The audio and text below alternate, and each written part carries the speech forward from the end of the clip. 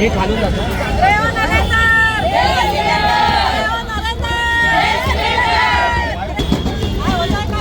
जुमला है भाई, जुमला है. अरे जुमला है भाई, जुमला है.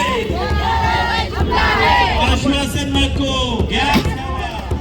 आश्वासन नको, आश्वासन नको, आश्वासन नको. हो थांबा हो.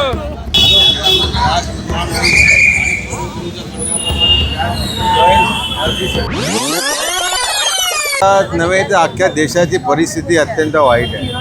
देशातली बहुतेक हॉटेल रेस्टॉरंट आता बंद पडत चालले आहेत, कारण सिलेंडर नाही, गॅस नाही. आणि आमच्या मुंबई आणि महाराष्ट्रातली घरांच्या महिला घरी सिलेंडर नसल्यामुळे ते फार चिंतेमध्ये आहेत. ते कोळसा वापरत आहेत, अन्य काही मार्ग करत आहेत.